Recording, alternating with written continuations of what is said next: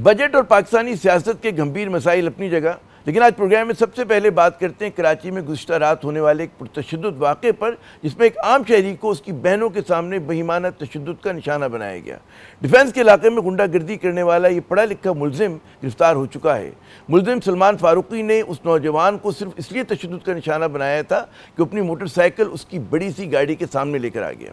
सलमान फारूकी ने अपने एक और साथी की मदद से पहले नौजवान को खूब मारा पीटा, फिर अपनी गाड़ी में बिठाकर उस पर मजीद तशद्दुद किया। इस दौरान तशद्दुद सहने वाले नौजवान की बहनें जो थीं वो रहम के लिए इल्तिजा करती रहीं, लेकिन जनाब सलमान फारूकी साहब ने एक न सुनी। अगर सलमान फारूकी की फ़िरौनियत जो है वो समाजी मीडिया के सहारे दुनिया के सामने ना आती तो इस वक्त मज़े से घर में बैठकर अपने जान पहचान वालों पर अपनी रात की कारकर्दगी का जो है वो रोब डाल रहा होता। लेकिन समाजी मीडिया और फिर मरकज़ी धारे की मीडिया ने इस खबर को फैलाया, नतीजतन पुलिस हरकत में आई और मुलजिम जो है वो गिरफ्तार हुआ। माजी की मिसालों को अगर हम सामने रखें तो ये 2-4 दिन में ये शख्स जो है ज़मानत पर रिहा भी हो जाएगा। लेकिन सलमान फारूकी की गुंडागर्दी जो है वो कराची में फैलती लाकानूनियत की कलामत है, जिसमें हर साहिब सरबत और ज़रा सा भी इख्तियार रखने वाला जो शख्स है वो एक आम शहरी को दबाना, धमकाना और उस पर ज़्यादती करना जो है अपना हक समझता है। और 99.99% ऐसे वाक़यात में वो बिना किसी जवाबदेही के बच के निकल जाता है। आम शहरी जान से जाए, उसकी तजलील हो, उसकी इज़्ज़त नफ्स को कुचला जाए, आम शहरी का कोई पुरसाने हाल नहीं। ये वाक़या था क्या? सलमान फारूकी कौन है और अब इस केस में आगे क्या होगा? हम जानते हैं आज न्यूज़ के नुमाइंदे जनाब सौलत जाफरी साहब से। तो सौलत साहब, सबसे पहले ये बताइए कि ये सलमान फारूकी साहब हैं कौन और अब तक की तफ्तीश में क्या सामने आए? बिल्कुल, देखिए सलमान फारूकी के हवाले से अगर मैं आपको बताऊं तो सलमान फारूकी बायोनिक फिल्म नामी एक सॉफ्टवेयर प्रोडक्शन हाउस है, उसको रन करते हैं और कराची में बड़े बड़े जो है वो एडवर्टाइजमेंट कंपनीज के साथ इनके कॉन्ट्रैक्ट्स होते हैं। और बताया जा रहा है कि मशहूर व मारूफ एक एडवर्टाइजमेंट कंपनी है जो कि रन कर रहे थे सलमान फारूकी। और गुज़िश्ता रात जो इंसिडेंट हुआ है उसके हवाले से अगर मैं आपको बताऊँ तो ये इंसिडेंट ऐसा था कि इनकी लैंड क्रूज़र के आगे एक मोटरसाइकिल आ गई थी जो कि इनकी ईगो हर्ट हुई और उसके बाद फिर इन्होंने अपनी गाड़ी से उतरकर मुआर शख्स को जो है वो बदतरीन तशद्दुद का निशाना बनाया। वाक़े की वीडियो जो है वो जो करीब खड़े यानी शाहिदीन थे उन्होंने वीडियो बनाई, वीडियो वायरल हुई। न सिर्फ कराची बल्कि दुनिया भर में ये वीडियो तेज़ी से फैली है, जिसके बाद वज़ीर दाखिला सिंध ज़ियाउल हसन लंजार की जानिब से वाक़े का नोटिस लिया गया। DIG साउथ ने SSP साउथ की सरबराही में टीम तश्कील दी। गुज़िश्ता रात इनके जो प्रोडक्शन हाउस है बायोनिक फिल्म्स का उसके ऊपर भी रेड की गई, लेकिन मुलजिम वहाँ से फ़रार हो चुका था। आज दिन भी हमने देखा कि इनके घर पर जो है वो रेड की गई और फिर वहाँ से इनके 2 मुलाजमीन को हिरासत में लिया गया। और फिर उसके बाद इनके जो पुलिस काम है वो ये बताते हैं कि इनकी गिरफ्तारी के लिए जब मुख्तलिफ मकामात पर छापे मारे जा रहे थे कि इसी दौरान ये सलमान फारूकी नामी शख्स जो है वो खुद थाने चल कर आए और इनसे जो है वो इनकी लैंड क्रूज़र पहले पुलिस ने अपनी तहवील में ली थी, फिर उसके बाद इनकी जो एक मर्सिडीज़ बेंज थी वो भी पुलिस ने अपनी तहवील में ले ली है। अब तक जो है वो वाक़े का मुकदमा दर्ज कर लिया गया है, इनकी गिरफ्तारी बाज़ाब्ते तौर पर डाल दी गई है और इसके साथ ही गिरफ्तार की जो की गई है, जो मुकदमा दर्ज हुआ है वो एनी शाहिद की मुद्दत में दर्ज हुआ है, क्योंकि जो मुतासरा ये बताइए जो विक्टिम थे वो लोग आइडेंटिफाई हुए हो गए, सुना, और उनके बारे में कुछ बताइएगा। और क्या वो लोग भी अब इस केस में इन्वॉल्व हो जाएंगे? बिल्कुल, देखिए विक्टिम्स के हवाले से बताया जा रहा है कि जो लड़का है उसका नाम दरेज है, जबकि उसकी जो बहन थी उसका नाम कल्पना है। ये 2 अशखास जो है वो आइडेंटिफाई हो चुके हैं और ये बात सामने आ रही है कि ये लोग अपना घर छोड़कर जो है वो इन्होंने रिहाइश अपनी तब्दील कर दी है और ये रनछोड़ लाइन के रिहायशी हैं। रनछोड़ लाइन में जब हमारी पुलिस हुकाम से बात हुई है, पुलिस ने इनके घर पर जो है वो पहुँची भी है और उनसे बात करने की कोशिश की है, लेकिन ये लोग यहाँ पर मौजूद नहीं हैं। कल्पना जो कि उसकी बहन है वो इल्तिजा करती रही कि मेरे भाई को मत मारो, आपने मेरे भाई को बहुत मार लिया है, बस कर दें, लेकिन उसके बावजूद सलमान फारूकी नामी शख्स जो है वो नहीं रुका और बेदर्दी से इसको तशद्दुद का निशाना बनाता रहा। सर, यहाँ पे मैं आपको एक बात ये भी बताता चलूँ कि कराची शहर के इन पोर्श इलाकों में ये पहला वाक़या नहीं है, बल्कि इस तरीके के मुताद्दिद वाक़यात जो है वो माजी में रिपोर्ट होते रहे हैं। अच्छा, ये बताइए कि केस की नौयत क्या है और इसमें क्या जमानत की क्या चांसेस हैं? देखिए सर, इसमें एक दफ़ात है 506B की, जो कि इसके लिए रिमांड होना ज़रूरी है, वो उसके ऊपर ज़मानत नहीं मिल सकती। यकीनन इनको कल जो है वो रिमांड भी अदालत की जानिब से जो है वो दिया जाएगा और तफ्तीशी अफसर अगर इस केस में अपनी जाँतोड़ मेहनत करते हुए अगर इसके अंदर तफ्तीश करे तो यकीनन जो मुतासरीन हैं उनको इंसाफ मिल सकता है। जबकि जो मुद्दई है उनसे हमारी बात हुई है, उनका एक कहना है कि हम हद्दुल इम्कान कोशिश ये करेंगे कि हम कैफरे किरदार तक पहुँचाएँ इस मुलजिम को और इसको सज़ा दिलवाएँ। बहुत बहुत शुक्रिया सौलत साहब, आपने अपना कीमती वक्त दिया। तो जनाब, मसला ये कि यहाँ जिसके पास ज़रा सा इख्तियार और पैसा होता है वो नमरूद और फ़िरौन की तरह आप इससे बाहर हो जाता है। कराची की सड़कों पर रोज़ आपको ऐसी मिसालें मिलती हैं, क्योंकि यहाँ महावरतन नहीं बल्कि हकीकतन जंगल का राज है। निज़ाम पूरी तरह से अवाम दुश्मन है और खवास के हक़ में है। तो चलें अब बात हो जाए नए बजट की। रोज़ नई नई दिल कहते हैं ना दहलाने वाली खबरें जो हैं वो सुनने को मिल रही हैं। ताज़ा तरीन खबर जो हुकूमती ज़राए से सामने आई है वो है कि हुकूमत की तरफ से वॉर ऑन कैश का उन्होंने ऐलान किया है, जिसमें कैश और डिजिटल पेमेंट्स के हवाले से दो अलग अलग कीमतें रखने की बात हो रही है। यानी कि नकद अदायगी में आपको वो चीज़ ज़रा महंगी मिलेगी। हुकूमती ज़राए का कहना है कि जी हुकूमत का इरादा है कि डिजिटल अदायगियाँ, मिसाल के तौर पर अगर आप तेल खरीदते हैं तो वो फिर 2 से 3 रुपये आपको सस्ता मिलेगा। लेकिन क्या अगर आप ये तरीका अपनाते हैं, ये तरीका वारदात जिसको मैं कहूँगा, उससे आम पाकिस्तानी या कम आमदनी रखने वाला जो पाकिस्तानी, उस पर बोझ बढ़ नहीं जाएगा और उसका फ़ायदा जो है साहिब सरबत अफराद को नहीं होगा। प्रोग्राम में हम आज ये अहम सवाल उठाएंगे।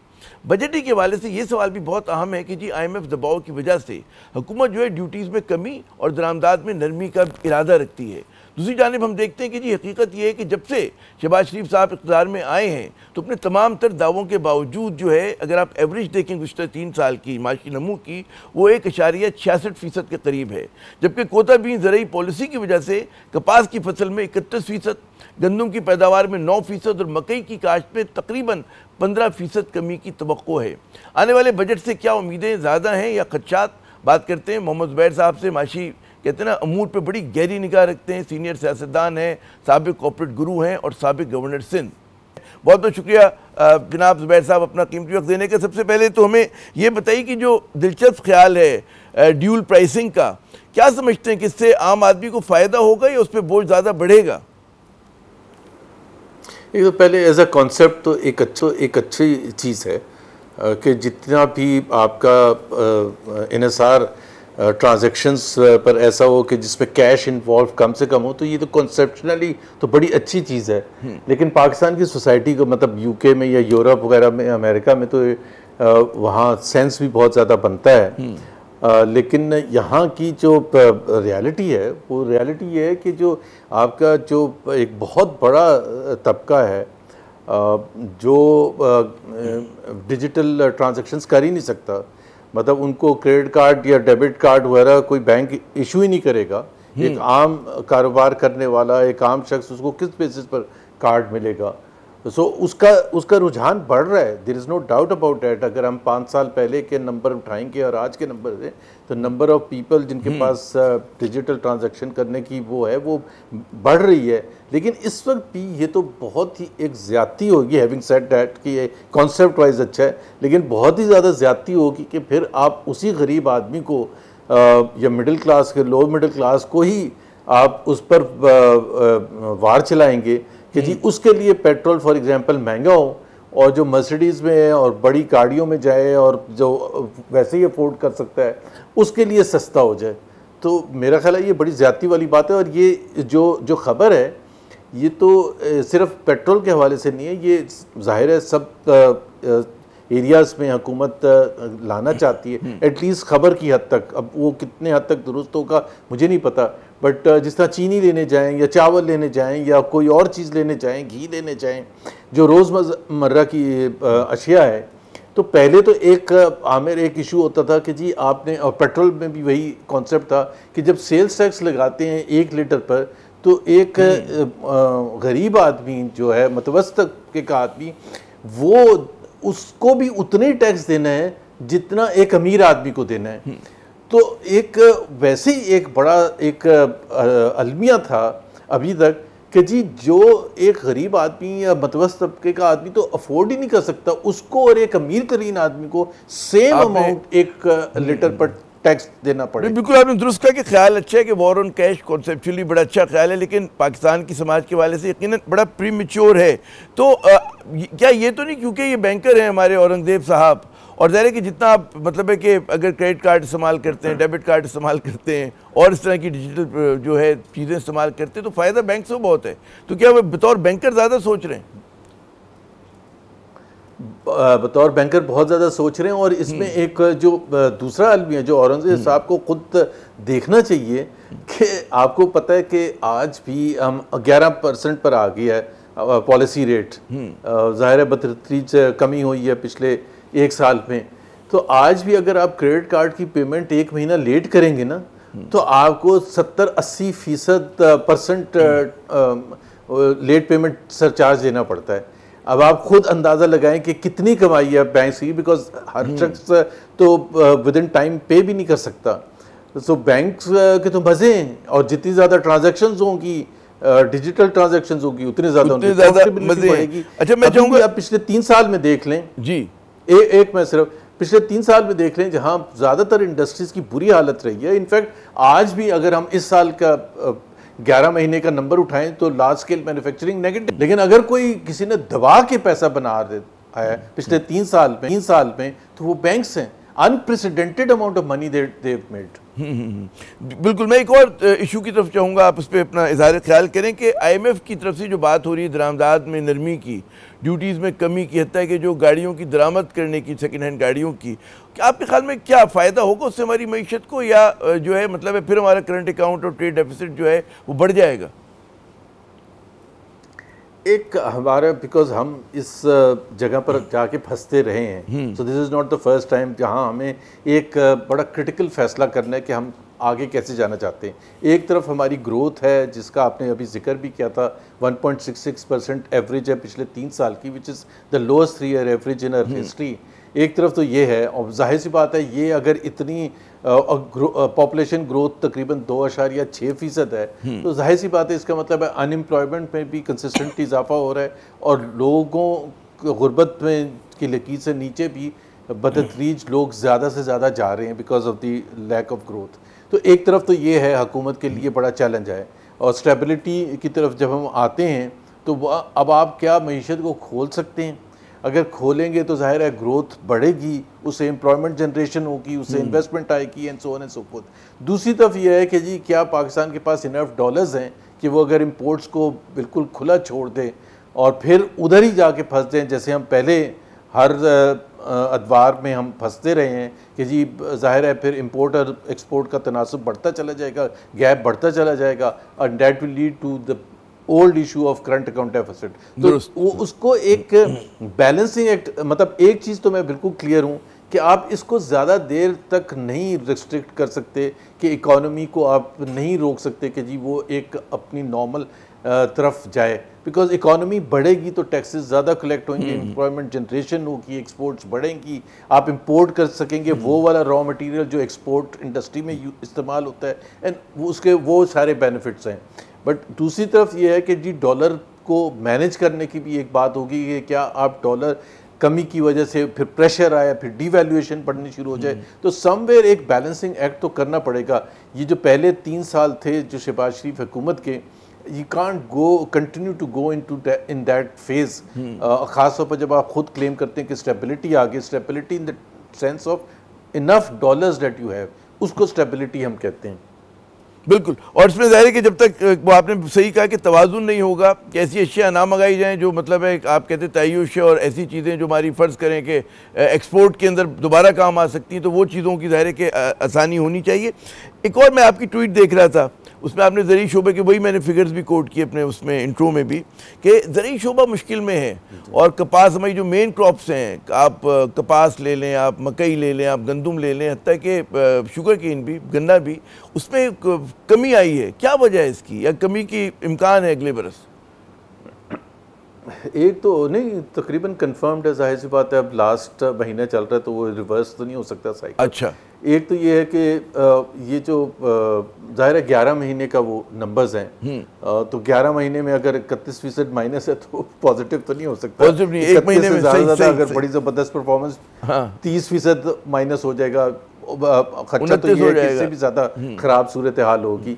लेकिन पॉइंट ये है कि इधर जो हम आए हैं, इसमें एक तो IMF की पॉलिसीज़ का डायरेक्ट ताल्लुक है, दूसरे हमारे जो हुकूमतों ने आके जिस तरह से स्पोर्ट प्राइस पर गंदम खरीदना बंद कर दी। अब स्पोर्ट प्राइस पर आपने गंदम खरीदना बंद कर दी, और ये नहीं देखा जो काश्तकार है उसका इनपुट कॉस्ट है कितना। अब उसकी इनपुट कॉस्ट इतनी है कि वो मार्केट में जब, जाहिर सी बात है, जब जाता है और उसको हुकूमत उठाने के लिए तैयार नहीं है, तो फिर वो अपने उस पर लॉस पर बेचने पर मजबूर है। तो इस वजह से वो इतनी काश्तकार वो लगा ही नहीं रहा इतना कि जिससे उसको नुकसान हो। जाहिर सी बात है। तो हुकूमत ने भी जो फैसला किया स्पोर्ट प्राइस पर खरीदने का, ना खरीदने का, वो भी एब्रप्टली किया। अगर उसको फेज आउट करना था तो आपने फेज आउट तो करना है, because you agriculture is your bread and butter Pakistan के लिए। और टोटल जो ग्रोथ है उसमें सबसे ज़्यादा नेगेटिव कंट्रीब्यूशन जो है, जो मैंने कहा कि इस साल की जो होगी 2.6%, उसमें भी जाहिर है बहुत फजिंग मैं कहूँगा ऑफ द नंबर्स है। अगर आप मुझे टाइम देंगे तो मैं उसको डेमोन्स्ट्रेट भी कर दूंगा। तो जाहिर सी बात है उसमें अगर लेस देन 1% एग्रीकल्चर ग्रोथ होगी, जिस पर हमारा इतना इन्हिसार है, जिसमें हमारी ज़्यादातर आबादी के बेसिकली चूल्हा जलने की अगर क्विकली आप वो जो फजिंग की नंबर्स की बात करेंगे, थोड़ा सा उस पर रोशनी डाल सकें। अभी नेशनल जो कमेटी है जो कि ये तखमीना लगाती है कि जी हमारी ग्रोथ रेट क्या होगी, जिसमें उन्होंने कहा 2.6% होगी। अब उसमें भारी भरकम सारे मिनिस्टर्स एहसन इकबाल और ये सारे बैठते हैं इकोनॉमी रिलेटेड, और इन्होंने ये नंबर दिया है। अब उसमें मैं एक आपको एग्जांपल देता हूँ। मिसाल के तौर पर मैं कह रहा था लार्ज स्केल मैन्युफैक्चरिंग है, वो अभी 11 महीने में नेगेटिव है, उसको आप फुल ईयर में पॉजिटिव रिफ्लेक्ट कर रहे हैं। फुल ईयर में पॉजिटिव रिफ्लेक्ट अगर करना है तो फिर 20%, 25% एक महीने में ग्रो करेगी तो फुल ईयर आपकी पॉजिटिव होगा। इसी तरह से कंस्ट्रक्शन इंडस्ट्री है, कंस्ट्रक्शन माइनस में जा रही है, 11 महीने बुरे तरीके से माइनस में जा रही है। फुल ईयर का जिसके बेसिस पर आपने 2.6% कहा कि आपकी ग्रोथ होगी, तो अगर आप उसको पॉजिटिव उसी ट्रेंड से लेके चलेंगे तो वो 2.6% नहीं, वो 2% से भी नीचे आ जाएगी। सो अब फर्ज करने, बाय द वे मैंने पर्सनली कुछ बहुत इंपॉर्टेंट लोगों से फाइनेंस मिनिस्ट्री में इस पर क्वेश्चन किया, उन्होंने कहा हाँ बात तो आपकी सही है, बट उससे ज्यादा उन्होंने कोई जवाब नहीं दिया। और बहुत से लोगों ने ये पॉइंट रेज किया है, अभी तक कोई जवाब ना प्लानिंग की तरफ से आया है ना फाइनेंस की तरफ से आया है। वैसे ही कहूंगा, अगर आप बुरा ना माने तो ये नून लीग पे अक्सर इल्जाम लगता रहा है माजी में भी कि नंबर्स फर्ज होते रहे। जब डार साहब भी लीड किया करते थे तो ये कोई नई बात नहीं हो रही है। एक्चुअली ये सिर्फ fudging is not just limited to अब ये ग्रोथ रेट्स या ये सारे टैक्स कलेक्शन और उसके हवाले से। ये जैसे कल का इलेक्शन था या 2024 का इलेक्शन था, वो ज़बरदस्ती कुछ अचीव करने की कोशिश की जाती है। अभी 2.6% हो ग्रोथ इस साल या 2% हो, what difference does it make? It is still less than the population growth of 2.6%। It still means कि आपकी अनएम्प्लॉयमेंट बढ़ी है, इट स्टिल मीन्स कि आपकी जो गुर्बत की अच्छा मुझे बताइए, मैं खता कलामी करूं कि इस नए बजट में, आने वाले बजट में आपको किसी नई सिमत, नए ख्याल की तवक्को है या बिल्कुल रन ऑफ द मिल होगा जैसे हमेशा आता है? हालांकि उन्होंने वादा तो किया है हमारे फाइनेंस मिनिस्टर ने कि जी बिल्कुल डीएनए बदल देंगे, तब्दील कर देंगे चीज़ों को। वो 40 साल से हम कान पक गए सुन सुन के कि डीएनए बदल देंगे। जाहिर सी बात है, एक पाकिस्तान की सोसाइटी है, पाकिस्तान का एक एलीट तबका है जो फैसला साजी में शामिल होता है, वो कैसे डीएनए बदल देगा? उनके अपने जो इश्यूज हैं, बट एक दो जो चैलेंज हैं, जो बहुत शदीद चैलेंज हैं, जो फर्स्ट टाइम गवर्नमेंट फेस कर रही है, एक एग्रीकल्चर टैक्स के हवाले से, एक रिटेल के हवाले से। एग्रीकल्चर IMF के दबाव, और बिल्कुल सही दबाव डाला गया कि एग्रीकल्चर टैक्स कलेक्ट करना शुरू किया है। उसके लिए लेजिस्लेशन हो गई, चारों सूबाई असेंबली ने पास कर दिया, but the real test comes July 1 से कि जी कलेक्शन का मैकेनिज्म हुआ जी, जो अभी तक कोई भी वजह नहीं किया गया। दूसरा, रिटेल सेक्टर पिछले साल बहुत जोर दिया गया, इस साल ये जो ख़त्म हो रहा है कि जी उसमें पता नहीं, आप समझ रहे 1/100 ऑफ टैक्स कलेक्शन नहीं हुई। तो ये दो मेजर चैलेंजेस हैं। इसी वजह से जो आपका शॉर्टफॉल है इस वक्त 11 महीने में वो 1 ट्रिलियन रुपए के से भी ऊपर तजावज़ कर गया। अगर आप इस साल 1 ट्रिलियन रुपीज़ से शॉर्टफॉल है, जो कि थोड़ा सा बढ़ जाएगा जून तक, तो आप अगले साल जो तखमीना लगा रहे हैं तो उसमें कैसे इंश्योर करेंगे कि वो वाला तखमीना आपको हासिल हो जाएगा? बहुत बहुत शुक्रिया ज़ुबैर साहब, आपने अपना कीमती वक्त दिया। तो नाज़रीन, पंच लाइन ये है कि खदशात ज़्यादा हैं आने वाले बजट के हवाले से और उम्मीदें कम। यहाँ पे लेते एक मुख्तसर वक्फा, हमारे साथ रहिएगा। तो जनाब, बजट के बाद कुछ बात हो जाए पाकिस्तान की सियासत की। दर्जा हरारत क्या कह रहा है? बज़ाहिर जो चाल है हमारी सियासत की वही टेढ़ी चाल है। तो ये थी कि जी भारत के साथ कशीदगी के बाद, झड़प के बाद जो है कोशिश होगी कि जी पाकिस्तान के जो अंदरूनी तज़ादात हैं उनको कम किया जाए, सियासी आँच में कमी लाई जाए। लेकिन देखते हैं कि हुकूमत के तेवर भी वही हैं और तहरीक इंसाफ दूसरी तरफ जो है वो कह रही है कि जी हम एक और तहरीक चलाएंगे और जल्द चलाएंगे। तो मामला किस तरफ जा रहे हैं? क्यों पाकिस्तान के अंदर जो है कोई सेटलमेंट नहीं हो पा रहा?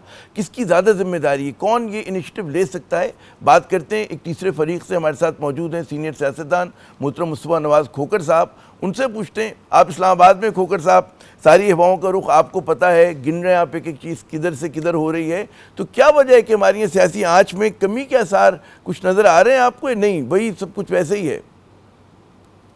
जी शुक्रिया। मुझे फिलहाल तो सियासी आंच में कोई कमी नज़र नहीं आ रही। हमारे सामने अभी तक जो फैक्ट्स मौजूद हैं, अगर उन फैक्ट्स पे हम तवज्जो या निगाह दौड़ाएं, जिस तरह फॉर एग्जांपल कि इसी झड़प और पाक भारत जंग जो थी, कशीदगी जो थी, जब वो अरूज पर थी और उसके बाद बैनुल अक़वामी दुनिया में पाकिस्तान का मौक़िफ़ पेश करने के लिए एक वफ़द बनाया गया, तो उसमें से अपोजिशन की गैर मौजूदगी, उसको इंक्लूड ना करने के ऊपर बहुत से लोगों ने ये महसूस किया कि ये शायद ठीक अमल नहीं था। ख़ुसूसन जब आप उसका मुवाजना करें भारत के साथ कि जब उन्होंने अपना इसी तरह का एक वफ़द तश्कील दिया तो उसमें उन्होंने अपोजिशन को शामिल किया। तो इससे पहला सिग्नल तो यही मिला कि पाकिस्तान के अंदर सोच में तब्दीली नहीं आ रही। हालांकि मैं समझता हूं कि जितना पॉजिटिव सेंटिमेंट क्रिएट हुआ है इस कशीदगी के बाद, हमारा एज ए नेशन कॉन्फिडेंस बहाल हुआ है, दूरियां कम हुई हैं, तो उसमें तो इस पॉजिटिव सेंटिमेंट को आगे लेके चलने की जरूरत थी। और फिर अभी हमने पिछले कुछ दिनों में देखा है कि सजाओं का अमल वो भी दोबारा से शुरू हो गया। एक एमएनए है, चित्राली साहब गालिबन उनका नाम है, उनको सजा सुनाई गई, ऑपोजिशन से उनका ताल्लुक है। और फिर साथ ही साथ इमरान खान साहब ने, तहरीक इंसाफ ने भी एक एहतजाजी तहरीक का अंदिया दे दिया। तो अब सवाल ये पैदा होता है मेरी नज़र में कि एक तो इस वक्त जो एक सूरत हाल है उसमें तहरीक इंसाफ की एहतजाजी कॉल को क्या रिस्पॉन्स मिलता है, कितना रिस्पॉन्स मिलता है, उसके ऊपर एक सवालिया निशान है। और फिर साथ ही साथ ये भी देखने की ज़रूरत है कि मजहबी जमातें जो हैं, उनकी तरफ से जिस तरह मौलाना फजलुर रहमान है, उन्होंने भी एक एहतजाज की कॉल दे दी है। वो भी सड़कों का रुख इख्तियार करने वाले हैं, लेकिन उनकी जो ग्रीवियंस है वो एक मुख्तलिफ नौयत की है। उनकी ग्रीवियंस एक बच्चियों की कम उम्र चाइल्ड मैरिज के हवाले से जो लेजिस्लेशन रिसेंटली पास की गई नेशनल असेंबली और सेनेट की जानिब से, उनकी ग्रीवियंस उससे है। तो आने वाले वक्तों में तो ऐसा ही लग रहा है कि मामलात हुकूमत कोई बड़ा दिल दीगर अपोजिशन की तरफ दिखाने को तैयार नहीं। उलमा साहिबान अपनी 1.5 इंच की अलग मस्जिद जरूर इस मौके को लेकर अपनी सियासत चमकाने की कोशिश करेंगे। वो आपने बड़े 3-4 बड़े आपने अहम जो हैं वो जो कहते हैं ना कि नज़र निशानियां जो आपने बता दी, वाकई उससे नज़र तो यही आ रहा है कि हमने उस मौके को गालिबन ज़ाया कर दें जो कौमी यकजहती जिससे हम पैदा कर सकते थे भारत के ख़िलाफ़। लेकिन अब सवाल ये पैदा होता है कि ठीक है, PTI ने तहरीक का ऐलान किया और कतई नज़र इस बात के कि वो तहरीक कब चलती है, कितनी मौसर होती है, गैर मौसर होती है, लेकिन चीज़ों को अनसेटल तो वो रखेगी। लेकिन ये आँच को कम करने की जिम्मेदारी ज़्यादा किसकी है? हिज़्ब इख्तिलाफ से ज़्यादा हुकूमत की नहीं है कि वो पहलकारी दिखाए, वो कुछ मतलब है कि उनको थोड़ा सा जगह दे, अपोजिशन को सांस लेने की जगह दे ताकि मामला कुछ तय हों। और अगर वो ये नहीं कर रहे तो क्यों नहीं कर रहे? जी बिल्कुल, मेरे ख्याल से जो और ये दुनिया भर की अगर हम तारीख सामने रखें और उससे अगर कोई सबक सीखने की कोशिश करें, पाकिस्तान की तारीख को भी उसमें शामिल करें, तो ये जिम्मेदारी हुकूमतों की ही हुआ करती है कि वो बड़ा दिल दिखाती है। लेकिन हमें ये भी नहीं भूलना चाहिए कि ताली 2 हाथों से बजती है। और फ्रैंकली एक जो तहरीक इंसाफ की कंसिस्टेंट पोजीशन रही है कि उन्होंने एस्टैब्लिशमेंट से तो बात करने पर हमेशा आमादगी का इजहार किया है, लेकिन दीगर पॉलिटिकल फोर्सेस और स्पेशली वो जो हुकूमत में शामिल हैं, उनको वो किसी भी तरीके से कॉन्वर्सेशन का हिस्सा नहीं बनाना चाहते या उनसे गुफ्तगू नहीं करना चाहते। तो ये हम एक ऐसी सूरत हाल में फंस चुके हैं कि जिसमें तहरीक इंसाफ कतई तौर पर हुकूमत में शामिल जमातों के साथ एंगेज करने के लिए तैयार नहीं है।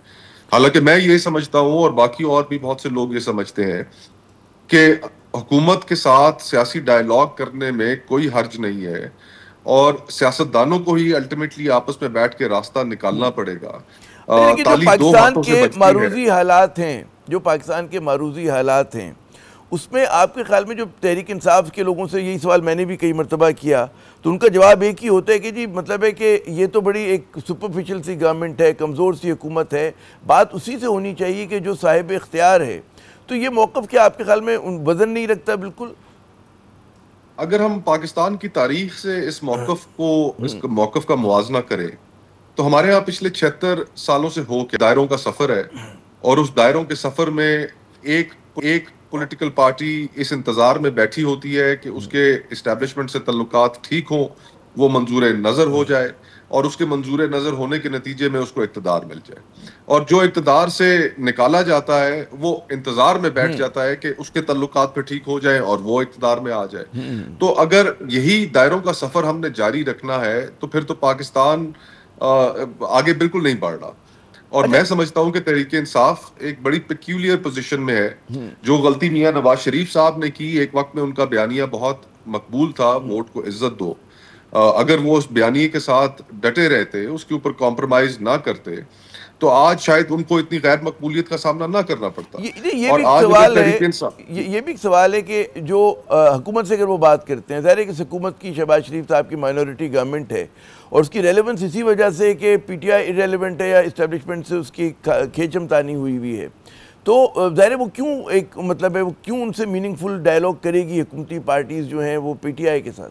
ये एक बड़ा जेन्युइन लोग सवाल करते हैं। जी देखिए, इसको एक्सप्लोर किए बगैर समझना कि हुकूमत डायलॉग नहीं करेगी क्योंकि अल्टीमेटली हुकूमत इस डायलॉग के नतीजे में शायद कमजोर हो, तो ये मेरे ख्याल से इस प्री सपोजिशन को थोड़ी देर के लिए साइड पर रखना चाहिए। अभी आज से 3 साल पहले या 2.5 साल पहले हमारे इल्म में है कि हुकूमती जमातें और तहरीक इंसाफ जब आपस में बैठी तो इन्होंने इलेक्शन की डेट के ऊपर भी एग्रीमेंट कर लिया था। लेकिन उस फैसले को, और ये तहरीक इंसाफ के लोग ऑन रिकॉर्ड है, मैं कई लोगों को जानता हूं पीपल्स पार्टी से या मुस्लिम लीग नून से, जो उस डायलॉग का हिस्सा थे, इमरान खान साहब ने वीटो कर दिया। सियासतदान हमेशा रास्ता निकाल लेंगे, और इसमें मुस्लिम लीग नून हो चाहे पीपल्स पार्टी हो, उन्हें भी अपनी खोई हुई साख बहाल करने का मौका मिलेगा। और अल्टीमेटली हम सब पाकिस्तानी हैं, हमें पता है कि इस पॉलिटिकल क्राइसिस की कॉस्ट पाकिस्तान के लोग अदा कर रहे हैं, तो एक हमारे कंधों पर जिम्मेदारी है कि जी मसला हल करें। अच्छा, ये मैं और इससे पहले अगला सवाल करूं, ये मुझे बताइए कि बाई इलेक्शंस जो हुए सियालकोट के, उस पर भी आपने कुछ नज़र दौड़ाई होगी क्या? आपके ख्याल में जीतने वाले जीत गए, हारने वाले हार गए, लेकिन मजीद सियासत तल्ख हो गई इसके बाद? इलेक्शंस की और इलेक्टोरल प्रोसेस की तो क्रेडिबिलिटी रह ही नहीं गई।